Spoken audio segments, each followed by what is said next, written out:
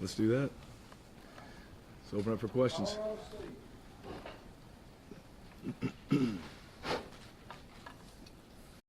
Well, I guess with Colorado State, when you look at them, what does kind of catch your eye? And I guess with Stevens and Gallup, that's one of the more potent receiver quarterback combos around. Yeah, probably one of the best in the country, if not the best.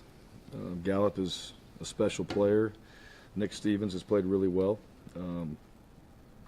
They've been explosive on the offensive side. So that stands out. Defensively, we played against these guys. They're structurally very well coached. They do a great job. I think the linebackers, front seven, very good. Probably one of the best that we've seen. And in the back end as well, they're playing. I think they're playing pretty sound. Special teams wise, solid, and these guys are. This is a good football team. I think just overall, you look at them, they're a good football team. They're well coached. I think they're playing really well. I know that last game they played in against Wyoming, there's a lot of elements in that game too, a lot of different factors that went into it. But Colorado State's they've been getting better, throughout the year, and I think that's a sign of a good football team. And Coach Bobo does a great job. I was going to ask you, how hard is it to scout when there's snow all over the field and when you're watching tape and stuff? And how do you think that, does it make it tougher because maybe they are doing things differently because of that than they might, normally do? Yeah, I think it changes everybody's game plan. You've got to deal with that. That's part of, the factors that go into the game. And, Wyoming did a good job. They ran their quarterback, and he's 6'5", 240. He's a big guy. So he was able to make some plays. But it changes the game. When you're not your delay games, you come back out and the weather's okay at that point, decent enough. This was a tough game. You could see the snow and the lines and what they had to deal with. And we got a little taste of that a few years ago at Wyoming at the end of the game, but this was going on, and they had to deal with quite a few elements. So, yeah, it changes their game. It changes it up. You still use it. It's still part of the game. You still got to look at how their team played, and it was a tough game. During this win streak, going back to other than Brett's first pass against BYU, you guys have not turned the ball over. What has been so different, or what have you guys done to enable that to happen? I know maybe luck's part of it, but what have you guys done to prevent teams from taking the ball away from you? Yeah, nothing really different. We haven't nothing different than we've done in the past. We emphasize ball security. We emphasize turnovers. No different than we did 3 years ago. So I don't know. I guess the guys are buying into that and paying attention to it. I think they see that when you're able to turn the ball over or get the takeaways and not turn the ball over, you win games. It helps you at least. But I just think that's a credit to our guys, just understanding that, and our coaches emphasizing it. But it's always been emphasized. It's always been a major point of emphasis. Nothing's changed that way. So I hope it continues, and our guys stay focused on it. If they don't, and that doesn't become a major factor, in our everyday preparation, then you're probably not going to have those same results when it's all said and done. But it's always been focused on, and I think a key ingredient in some of the wins that we've had over the years is we've hung onto the ball and we've gotten takeaways.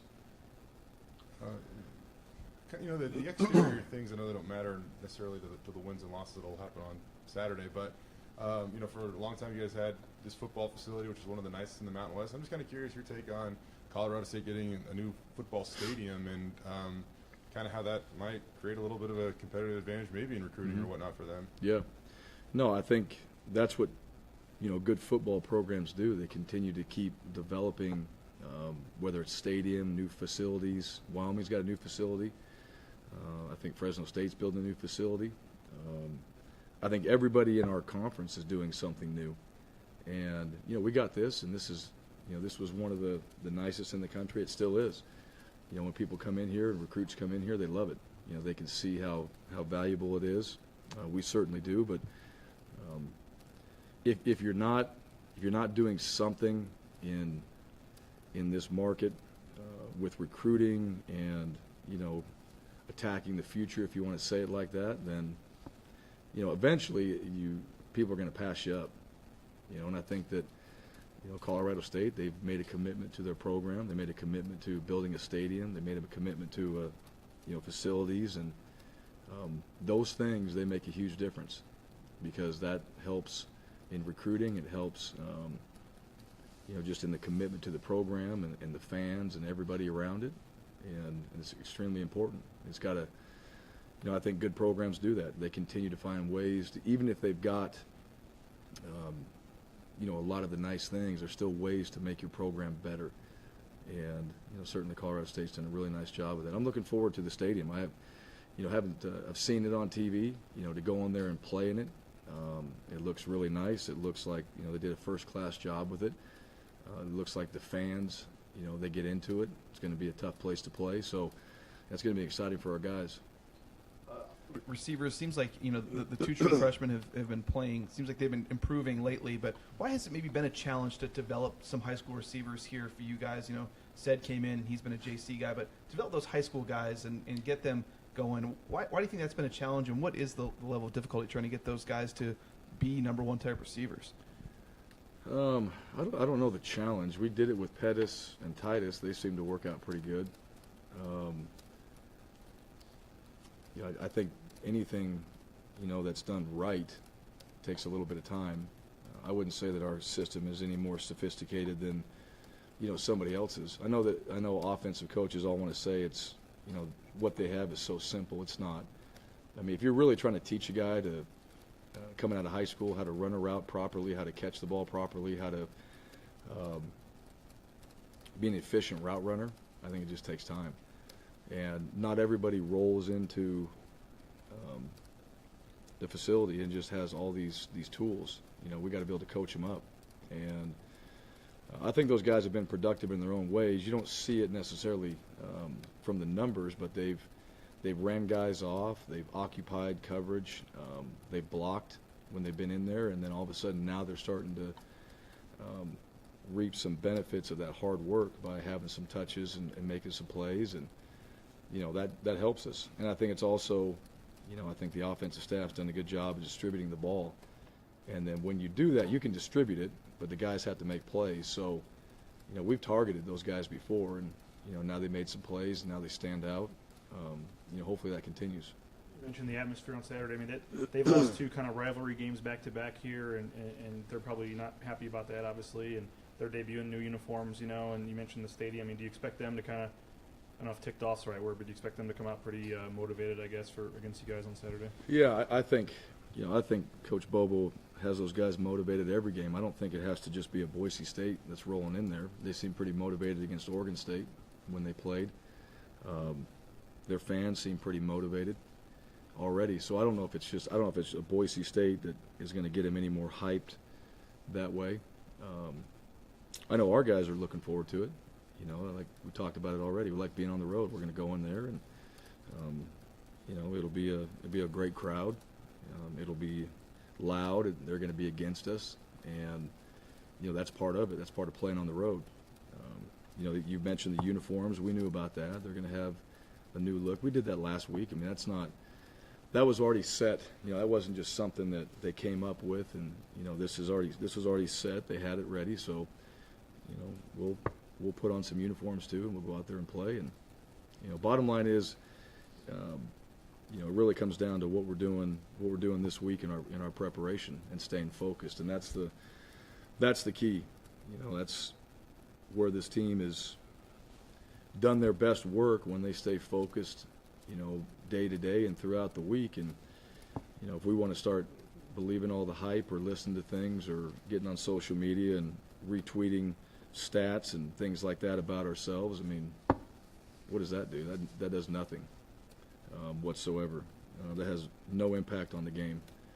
And that's just my feeling on it. I mean, everybody likes to be patted on the back and loved up and all that, and that really has nothing to do with it. We're going to play a good football team, and we're going to go into a really what I've at least seen, a really cool environment, and a new stadium and a great fan base, and it's going to be difficult. And you know what?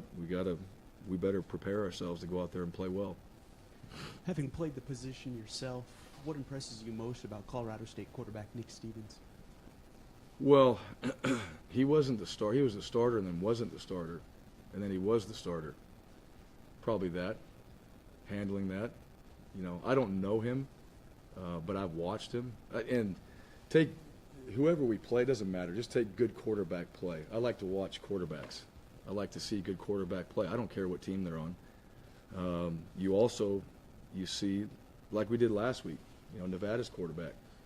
He was the starter, then not the starter, then he's the starter, and he was playing, in my opinion, pretty good football. You know, we did a good job against him, but Nick Stevens no different. I think he's played really well in their system. I think what they're doing offensively fits him. Coach Bobo has always done a really good job with his quarterbacks and his offense. So I'm not surprised. You know, but for him personally, just kind of handling the back and forth, and, you know, all of a sudden he's back in that position. He's been playing really well. He's got guys around him. Gallup is a fantastic receiver, one of the best I've seen. And, you know, we've got a chance to play against him. He's just getting better. So I think he's done a really nice job in what they've asked him to do and how they run their offense. I know with you know, trick plays and stuff, at times you get them from other places. I know that Brett said the one that he caught was what you guys ran against Wyoming last year. But how'd you guys come up with the one to Montel? And it was just interesting. I mean, the field kind of parted. He ran right up the middle, Yeah. and I mean, it's probably happened before. But if it has, I haven't seen it happen before.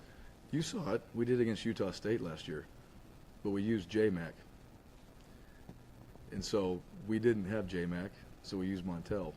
That was the change up on the play. So we did basically the same thing, and I don't know. I mean, most of the stuff is not original. Somebody's done something like that. There's been we've thrown it back across the field. We've thrown it down the same side, and, you know, we threw it down the middle last year against Utah State, and then, you know, this year we've practiced that. I don't know how many weeks we've had. It might have been since last spring. We got a lot of reps on it, you know, and it was just time to do it. And it was, you know, it's everybody's got. They try to run. You know, Nevada ran a trick play on us. You know, they flipped it back to the quarterback, kind of reverse, flip it back. They had hit that on. I don't know who it was before us. They hit it right down the sideline. It was a big play, and our guys did a good job on it. So, you know, some weeks we have them in, some weeks that, you know, we usually have something. I don't know if it's going to get called or not, and that was just the right time for that. But it was just a variation of what we had done before. So, you know, you can take that one now and scrap it and, you know, put that away for a few years, and then we'll probably bring it back out again at some point. When you look at Colorado State's defense, what impresses you about them, and what do you need to do to go against them? And then also on the offensive side, maybe talk a little about the running backs too. Yeah. Well, defensively, the front seven. You know, I think their D-line, I think their edges, their linebackers, I think they're all very physical. You know, I would say that. That's probably the biggest thing. Without just singling one guy out right now, I think they're all very physical. They're experienced on defense. They got quite a few guys back. You know, I think they got 9 seniors on there. You know, they play man coverage. You know, it's not just, you know, not just in quarters coverage. They play man, and they come up and they get in your face, and, you know, they're pretty good at it. They got a pretty good guy on the offensive side. You know, some wide receivers they get to go against, so they're pretty good. So, you know, we just got to be ready for, you know, a physical front seven, and then guys up in our face is what we have to be ready for. I think they're aggressive. I think they're confident in what they're doing, and it shows on film. As far as their offense goes, the tailbacks, you know, Dawkins has got over 1,000 yards. Is that right? Over 1,000 yards this year, yeah. 1,050 to be exact. Yeah, that's it. So solid, you know, on the offensive side. They run the ball very well. I can talk about each guy individually. Their offense is very good. They're very balanced. They run the ball well. They're physical up front. Their O-line, I think, is very good. Their tight ends, their fullbacks, however you want to label them, those guys are physical. Their tailbacks are downhill. You know, a lot like San Diego State. You're playing against some guys that are really good at carrying the rock. And then they have their play action, they have their answers, they have their boots, they have all those things off it. You know, they're very well balanced, and they're able to do that because they can run it, and then they can throw it as well. That's what I've seen. So, you know, as far as what we have to do defensively, we got to play our best, is what we need to do. So that's going to be a major challenge this week. It's just, you know, this isn't a team that does one thing really well. I think they do everything really well. I was wondering if you saw Curtis Weaver's Heisman post when he was making that interception, trying to run down the field, and your thoughts on that guy. And it seems like whenever he's in there, he makes a huge play for you. Yeah, I saw the picture. I don't know if I call it a Heisman pose. I saw the pic. He's been really good. You know, I think the key for Curtis has done a really good job of being focused each and every day. And he's very talented. He shows it on the field. I think he's been consistent in games. You know, he had a turnover. He had a sack. You know, he's done well there. He's providing pressure on the quarterback. But I think he's really done that, you know, through his week of prep, you know, each and every week. So, you know, he does his best work when he has a really great week of practice, and then he comes out to the game. And then, you know, the thing about Curtis, he's just got a lot of energy, you know, but that shows up and helps our entire team when that preparation Sunday through Friday has been right. Then it's just cut him loose, let him go out there and play, because it's just a matter of him just doing his job. And when he has fun doing it, he's a pretty good player. He's shown that this year. He's fun to be around, and I like his mindset. I've liked his focus. But that's the key to why he's had success, in my opinion, and it's got to stay that way. From a game planning perspective, you've obviously been more involved over the years on offense, but the way you're talking about Colorado State's offense, you've obviously watched them too. Mm-hmm. What do you do on that side? Do you watch the other team's offense quite a bit during the week and talk to the defensive coaches, or how do you kind of approach the other side of the ball?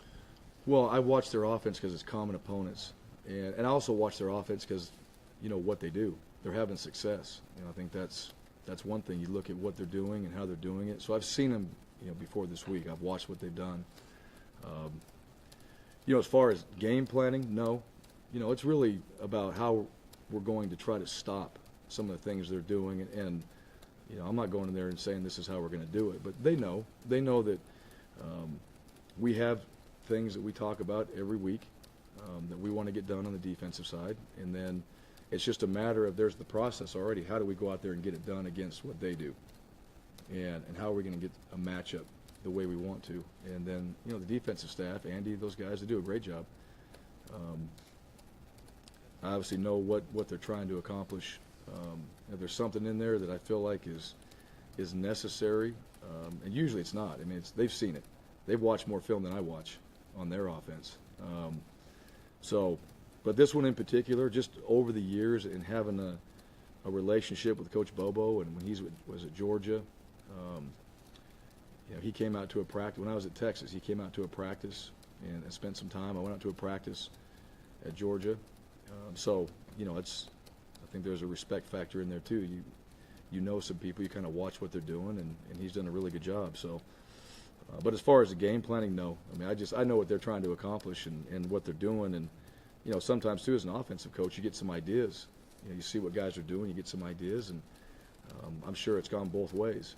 You know, where it's like, hey, we should try this. I've seen, you know, we've used things in our league that other teams have done. We've used them in games, and I've seen other teams use what we've done in games. You know, so you're kind of at that point in the season where this is how you might be able to attack your opponent, and guys are kind of, you know, using some other guys' ideas or wrinkles from it, I should say. That's not original, but wrinkles from it, and you know, that's what teams are doing.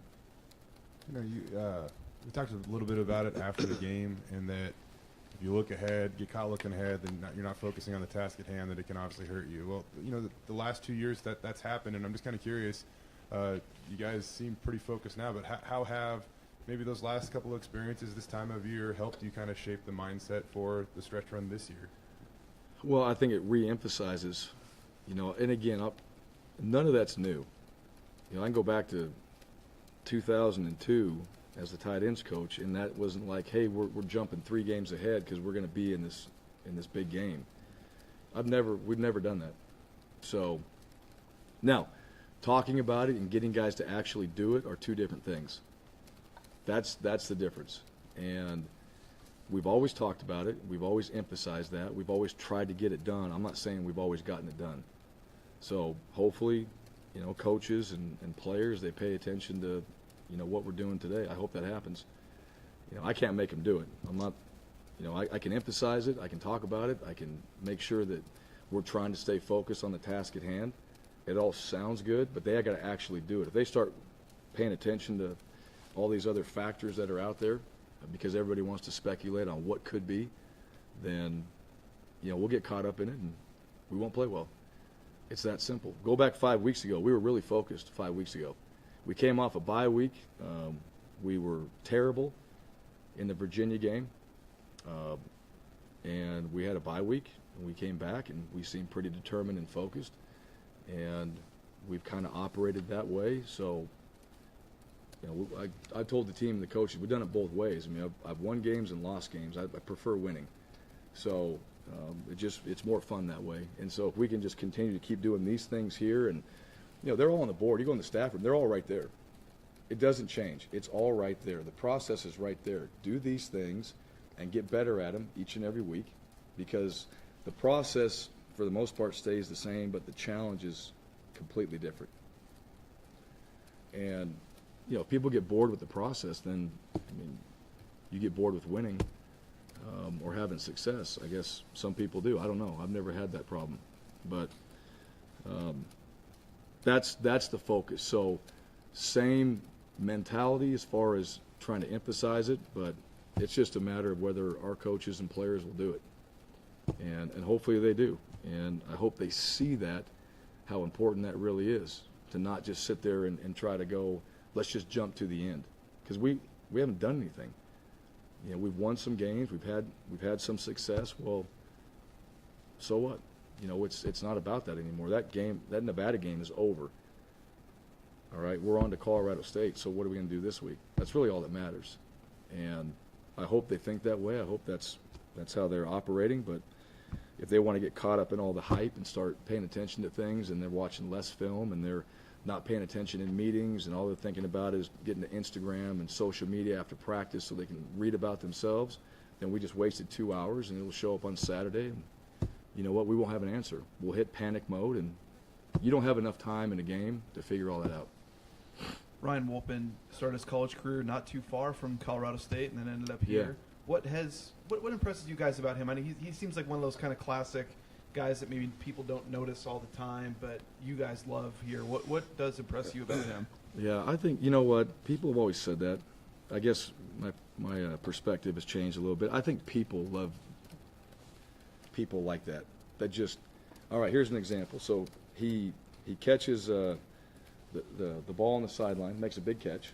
All right, we get a first down. Then he runs it back to back, scores a touchdown, and then he runs down and is the first guy down on kickoff. Nobody pays attention to that. We do. And he's the first guy down. And we have 9 other guys out there, right, besides the kicker. We got 9 other guys that are fresh that could beat him down there, and they don't. So the guy just made a catch, ran the ball twice, scored, and is the first one down. So you don't have enough energy to beat him down the field, or maybe it's just because he's free. I don't know. So what is that? I mean, I think that's just who Ryan Wolpen is. These guys, fire is burning hot all the time, and no motivation needed. You give that guy a plan. I think this is the kind of people you always want to be around. No motivation needed. Give them a good plan, all right, where they understand it, they know the expectations of it, and let them go. And he's that type of guy. So, why he came here as a walk-on, because he's that type of guy. He was gonna earn a scholarship. He knew that. He was going to play. He was going to make big plays for us. He's doing that. And then he's got every right to be the last guy down on kickoff, but he's the first guy down on kickoff. So I guess that explains him the best way, as an example. Is there any doubt you're going to give him the ball to get in the end zone after that catch? No, I don't think so. We never took him out. I'm glad we didn't. I think there was no doubt in his mind that he was going to score. So he wasn't coming out after that play. Now, the throw itself, I'll say on that play, it was a 1-2, kind of a 1-2 read for the quarterback, and AJ's actually wide open. You know, he's coming underneath, and there's easy. I mean, you could just dumped it to him. He would have ran for it, got the first down. But Brett laid it up there. I mean, it was a great throw, and we hadn't necessarily gotten that look, you know, that tight. It was a spectacular catch. So, yeah, he earned the right to go in there and punch it in. But yeah, I mean, we got a lot of guys like that right now. I thought we worked, you know, Sunday. I thought we worked pretty hard. You know, guys came out there and they were still competitive, and that's what you want to see. You know, when your guys are still pushing themselves, and a guy like Wolpen, and we have more guys than just him. You know, we got guys on defense and other offensive players that do that, and then they get on special teams, and you know, if it's a defensive player and they get a 3 and out and they're on punt return, they're going hard too. Avery Williams. I mean, that's a big reason why I think you teams can have success. Good. Any of the guys, any update on the guys that got dinged up?